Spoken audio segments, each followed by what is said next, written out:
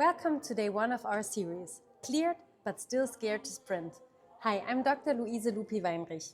I hear this sentence a lot. I've been cleared, but I'm still scared to sprint or loaded. Every moment feels like a risk. You're not weak for feeling this way. You're not behind because your brain is still on high alert. You're oftentimes in a state of confusion with threat and loss of athletic identity in combination. And your nervous system is doing something very logical after what happened. What really failed on that day of your rupture? Most people are told your hamstring tore and now we fixed it, we fixed the tendon, let's do rehab now. And that's true, but it's incomplete. Your brain runs movement on predictions, which means it builds forward models of what will happen when you push off, accelerate, and bend. So when reality matches the prediction, movement feels automatic and easy. But when reality and prediction are widely different, your brain records a prediction error. On the day of your rupture, your brain thought, this is effort, it's safe, I've done the sprint, stretch, or step 1,000 times. And reality answered. So this effort equals tearing now, collapsing, losing control of your leg. And that is a catastrophic prediction error.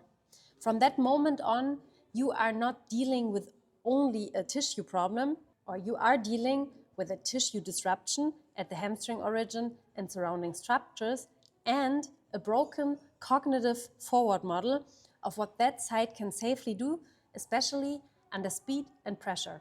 So when someone says, just trust your leg, it can feel like gaslighting for you inside. Your fear is not random. Your brain genuinely does not have enough safe data yet. So Hebbian wiring is why every rep teaches your brain something. There's a simple principle in neuroscience. Neurons that fire together, wire together, or as a farmer might say it in more easy words. So quick note before we go on, so you know what lanes I can support you with. I've put everything together that I'm explaining here in free guides that are evidence-based.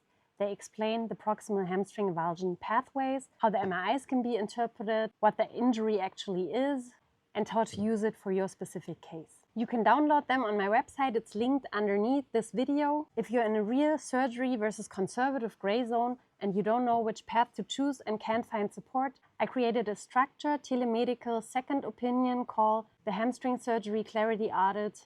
It's a framework that can support, in your specific case, what direction makes more sense. Or if you're still before or right after surgery, but feel like you're drifting in rehab, there's a hamstring recovery roadmap call I can support you with. It's a 45-minute call after you email me your details and a 12-week written roadmap with exercises for you. And if you've already chosen surgery and want a full 24-week system instead of improvising week by week, that's the Own Your Hamstring Recovery program. It's a personalized, phase-based recovery navigator that sits along surgeon and physio and starts before surgery and goes all the way 6 months after surgery.